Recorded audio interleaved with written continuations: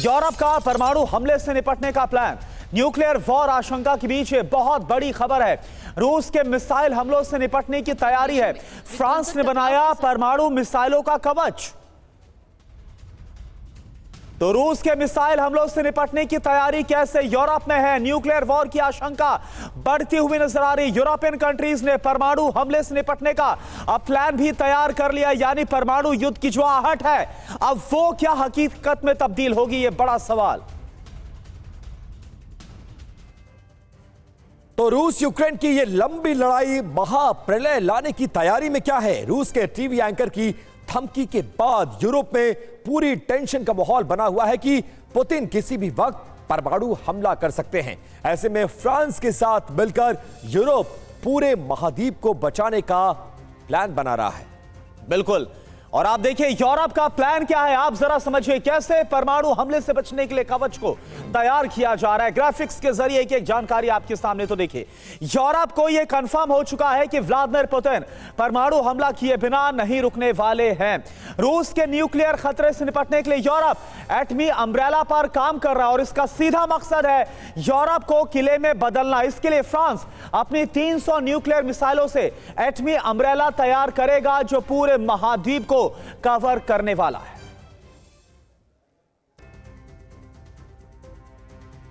तो देखिए रूसी टीवी एंकर दिमित्री की स्लीव की धमकी के बाद परमाणु जंग का खतरा पूरे यूरोप पर बढ़ गया है। ऐसा क्यों है और इसके पीछे की वजह क्या है, बिग बॉल के जरिए जल्दी से आपको समझा दे। यूरोप का परमाणु कवच, रूस यूक्रेन के बीच लड़ाई लगातार जारी है और आपको बताते चले कि इसके बाद यूक्रेन को रूस से बड़े हमले का डर भी सता रहा है। करुणा बिल्कुल, और देखिए यूरोप महाद्वीप में एटमी अम्ब्रेला बनाने की योजना बन रही है। फ्रांस के 300 एटमी मिसाइलों की मदद से यह अम्ब्रेला तैयार किया जाएगा और पनडुब्बी में तैनात हथियारों को तैनात करने का भी इसमें प्लान बनाया गया है, क्योंकि फ्रांस की यूरोपीय देशों से सुरक्षा के कदम उठाने की अपील भी की गई है। और मनीष झा इस वक्त हमारे साथ जुड़े हैं पूरी जानकारी के साथ।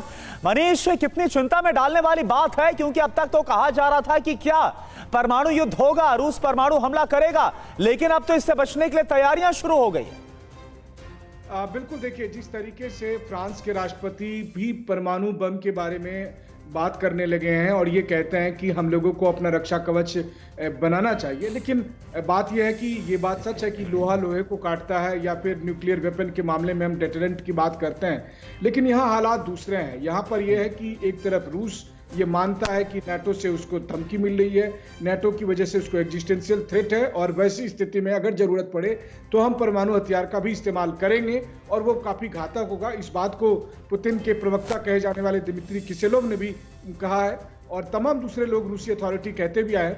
लेकिन सबसे बड़ी बात है कि अब फ्रांस के राष्ट्रपति भी अब इन बातों को कहने लगे हैं। तो जो सबसे बड़ी चिंता की बात है वो यही है कि दोनों ही पक्ष परमाणु हथियारों का इस्तेमाल करने की बात इस तरह से कर रहे हैं मानो वो ड्रोन के इस्तेमाल या मिसाइल चलाने की बात कर रहे हैं, जबकि दोनों में से कोई भी एक पक्ष चलाए फाइनली होगा यही कि न्यूक्लियर वेपन के इस्तेमाल से तबाही ही आएगी। उसका बचाव आप कुछ नहीं कर सकते। उसका बचाव यही हो सकता है कि दोनों पक्ष बैठकर ये बात करें कि हम में से कोई भी पक्ष न्यूक्लियर हथियार का इस्तेमाल नहीं करेगा। बिल्कुल मनीष, तो अगर परमाणु युद्ध होता है तो एक या दो देशों पर इसका असर नहीं होगा, पूरी दुनिया तबाही की तरफ बढ़ जाएगी। शुक्रिया आपका इस जानकारी के लिए और आगे आपके पास आएंगे, आप हमारे साथ बने रहिए। एक और खबर के लिए आपके पास हम रुख करते हैं। इन सब के बीच मिडिल ईस्ट में तनाव के बीच चीन की बारूदी साजिश से जुड़ी एक बड़ी खबर आ रही। इराक ने किया है चीनी ड्रोन का प्रदर्शन। चीन से खरीदे ड्रोन CH-05 का प्रदर्शन किया गया है। मिडिल ईस्ट देशों को हथियार दे रहा है चीन। तो मिडिल ईस्ट देशों को हथियार दे रहा है चीन। और देखिए ये तस्वीरें इस वक्त आपके सामने न्यूज वीक के जरिए ये तस्वीरें सामने आई है। इराक ने चीनी ड्रोन का प्रदर्शन किया है, चीन से खरीदे ड्रोन CH-05 का ये प्रदर्शन। और आप जानते ही हैं कि किस तरह से इजराइल फिलिस्तीन या फिर इजराइल और ईरान के बीच जो तनातनी है, इसके बीच बेहद ही भयावह हालात और चीन की तरफ से मिडिल ईस्ट में ये हथियार पहुंचाना, आखिर मंशा क्या है?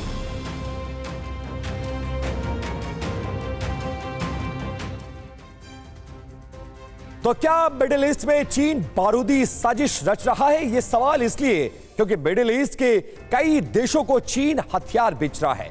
ऐसे दावे पश्चिमी मीडिया के रिपोर्ट्स के जरिए किए गए हैं। इराक को भी चीन ने ड्रोन बेचा है, जिसका प्रदर्शन इराक ने किया है। न्यूज वीक में छपी खबर और पब्लिश हुए वीडियो के आधार पर जो जानकारी मिली है वो हम आपको बता रहे हैं। इस खबर के मुताबिक चीन ने इराक को CAI होंग 5 ड्रोन बेचे हैं। करुणा। बिल्कुल विपिन, और देखिए इसे CHO-5 भी कहा जाता है। यह ड्रोन 60 घंटे तक लगातार उड़ान भर सकता है और साथ ही एक बार में 6213 मील तक का सफर तय कर सकता है।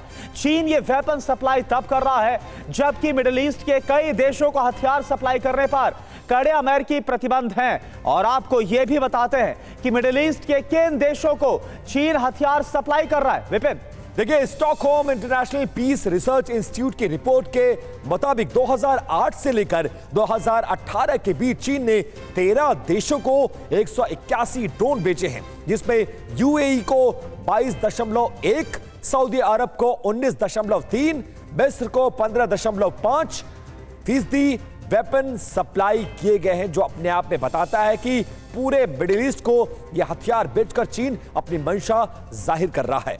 और देखिए इस बीच एक और बड़ी खबर है, हम आपको बता दें यूक्रेन के उस एजेंडे के बारे में जो रूस में ला सकता है विध्वंसक तबाही।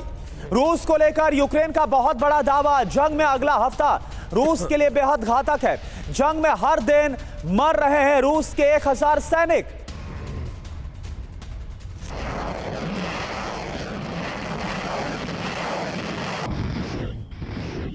तो रूस और यूक्रेन जंग का आज 800वां दिन है और इस बीच यूक्रेन के खेमे से एक बड़ी खबर आई है। यह बड़े महाविनाश का संकेत दे रही है। यह महाविनाश जो अगले 7 दिनों में हकीकत की शक्ल ले सकती है, क्योंकि यूक्रेन ने बड़ा दावा किया है। दावा यह है कि उसने रूस के 4,68,000 से ज्यादा सैनिकों को मौत की नींद सुला दी है। हर रोज 1000 से ज्यादा रूसी सैनिकों को मौत की आगोश में भेजा जा रहा है। हालांकि रूस इन दावों को खारिज करता रहा है और रूस सैनिकों की मौत का जो आंकड़ा देता है वो बेहद कम है, लेकिन यूक्रेन की धमकी को भी नजरअंदाज नहीं किया जा सकता। यूक्रेन ने धमकी दी है कि अगले हफ्ते बड़ा विनाश होगा। तो आखिर रूस की तरफ से जो कहा जा रहा है इस दावे में क्या सच्चाई है, क्या बातें आपको बताएं। यूक्रेन का दावा है कि उसने 27 अप्रैल को 1124, 28 अप्रैल को 1096, तो 29 अप्रैल को 1320 और 30 अप्रैल को 1250 रूसी सैनिकों को मारा। युद्ध के 800 दिन में यूक्रेन के दावे के मुताबिक अभी तक 4,68,720 सैनिक मारे गए हैं। हालांकि देखिए, रूस लगातार यूक्रेन के दावे को खारिज करता रहा है। और एक बार फिर से मनीष झा का रुख कर लेते हैं। मनीष, इन दावों पर आपका रिएक्शन क्या है? कितना असर डालता है युद्ध में और क्यों आंकड़ों की बाजीगरी में इस युद्ध के तमाम तथ्यों को छिपाया जा रहा है? बिल्कुल सही कहा आपने। देखिए, आंकड़ों की तो बाजीगरी हो ही रही है और वो जबरदस्त तरीके से हो रही है। जैसे यूक्रेन की तरफ से जो आंकड़ा है 4,68,720 इसका अभी फिलहाल मुझे लगता है बस उसमें उन्होंने 4 लाख एडिशनल फिगर कर दिया है। 68,000 से 1 लाख के बीच में आप रूसी सैनिकों के मारे जाने का अनुमान लगा सकते हैं। ये मैं आपको वॉर जोन में रहकर बता रहा हूँ। वहीं दूसरी तरफ है, पिछले हफ्ते रूसी रक्षा मंत्री ने यह कहा था कि यूक्रेन के 5 लाख से अधिक सैनिक मारे जा चुके हैं। अगर आप एक बार रूस के रक्षा मंत्री के दावों पर ना भी यकीन करें तो आज की तारीख में पूरे पश्चिमी देशों की मीडिया ये कह रही है और यूक्रेन खुद भी कह रहा है कि अब उनके पास और अधिक लोग नहीं है जिससे वो सैनिक बनाकर भेजे फ्रंट लाइन पर, वहां पर युद्ध के लिए। और वैसी स्थिति में यूक्रेन से जो बाहर लोग गए थे, अलग अलग देशों में गए थे, और आप खुद भी विपिन जाकर देखा था आपने कि कितने यूक्रेनियन बाहर यूरोपियन कंट्री में थे। बिल्कुल। तो उन सबको अब वो वापस लाने की तैयारी में, ताकि उन्हें युद्ध क्षेत्र में भेजा जाए। तो कुल मिलाकर यूक्रेन के पास और ठीक है, मिला जुलाकर मनीष यही कहा जा सकता है कि आंकड़ों की बाजीगरी में इस युद्ध को उलझाया जा रहा। हकीकत यह है कि 800वें दिन में यह युद्ध प्रवेश कर चुका है और अब भी यह युद्ध थमने का नाम नहीं ले रहा। बहुत शुक्रिया मनीष इस जानकारी के लिए। और चलिए अब बात करते हैं यूपी में फैलाए जा रहे वोट जिहाद के एजेंडे की। बड़ी खबर क्या है ये आप जानिए। वोट जिहाद बयान मामले से जुड़ी है बड़ी खबर है। मारिया आलम के खिलाफ FIR दर्ज की गई। धारा 188, 295A, 125 के तहत मुकदमा दर्ज किया गया है। मारिया पर यूपी के फर्रुखाबाद में मुकदमा दर्ज किया गया है। आचार संहिता के बीच धर्म के नाम पर वोट मांगने का आरोप लगाया गया है। देखिए, सलमान खुर्शीद की भतीजी मारिया आलम ने क्या बयान दिया वो आपको आगे सुनाते हैं। बहुत अकलमंदी के साथ, बहुत जज्बाती न होके, बहुत खामोशी के साथ एक साथ होके वोटों का जिहाद करो, क्योंकि हम सिर्फ वोटों का जिहाद कर सकते हैं और इस संगी सरकार को भगाने का काम कर सकते हैं। मारिया आलम से जुड़ी बड़ी खबर क्या है, यह आप जानिए। बयान पर विवाद बढ़ता हुआ नजर आ रहा और इस विवाद के बाद मारिया आलम गायब है। मारिया आलम का मोबाइल फोन तक स्विच ऑफ आ रहा है, जिले में है नहीं। ये एसपी नेता मारिया आलम के बारे में जानकारी सामने आ रही है। तो वोट जिहाद की जो बात मारिया आलम करती नजर आ रही, विवाद बढ़ा और अब मारिया आलम गायब बताई जा रही है। और इस मामले में फर्रुखाबाद के डीएम डॉक्टर वीके सिंह ने क्या कुछ कहा है वो आपको सुनवाते हैं। सुश्री मारिया आलम खान ने लोगों को वोट जिहाद के नाम से लोगों को, जो अल्पसंख्यक समुदाय के लोगों उनको कहा कि आप वोट जिहाद करिए, और उन्होंने इस तरह से समाज में विद्वेष दो समुदाय के बीच पैदा करने का ये प्रथम दृष्टया प्रतीत होता है। इसके संबंध में हमारे उड़न दस्ता प्रभारी डॉक्टर मनोज कुमार शर्मा के द्वारा कायमगंज थाना में मुकदमा दर्ज कराया गया है। जो मारिया आलम के बयान के बाद सियासी घमासान भी छिड़ गया है। यूपी के डिप्टी सीएम और मंत्री क्या कहते हैं, आप सुनिए। भारत के अंदर ना लव जिहाद चलेगा, ना जमीन का जिहाद चलेगा और ना वोट का जिहाद चलेगा। इस समय अगर कुछ भी चलेगा तो हिंदुस्तान के विकास का संकल्प चलेगा, विकसित भारत के गारंटी का संकल्प चलेगा। माननीय नरेंद्र मोदी जी की तीसरी बार सरकार बनाने का जो जनता ने तय कर लिया है, उस लक्ष्य को पूरा करने का काम है। कांग्रेस पार्टी आखिर देश को किस तरफ ले जाना चाहती है? आज कांग्रेस पार्टी का असली चाल चरित्र और चेहरा सामने आया। कांग्रेस पार्टी ने हमेशा मुसलमानों को डरा के, उनको धमका के उनका राजनीतिक इस्तेमाल किया, ये बात साबित हुई। और अब आगे ग्राफिक्स के जरिए मारिया आलम वोट जिहाद की वजह को समझाते हैं। क्या है पूरा मामला और क्यों वो वोट जिहाद करने की बात कर रही है। देखिए, यूपी में लोकसभा की 80 सीटें हैं और यहां पर मुस्लिम वोटरों की तादाद लगभग 19% है।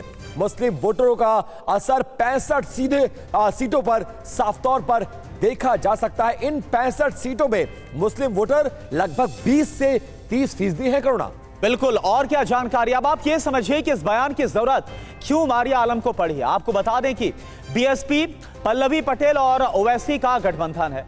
गठबंधन का नाम है पीडीएम, यानी कि पिछड़ा, दलित और मुस्लिम। पीडीएम ने 20 सीटों पर मुस्लिम उम्मीदवार उतारे हैं। समाजवादी पार्टी को मुसलमानों के वोट बंटने की आशंका काफी बढ़ गई, तभी वोट जिहाद यानी कि वोट ना बंटने की अपील की गई है, जो बयान में भी मारिया आलम के साफ तौर पर नजर आता है।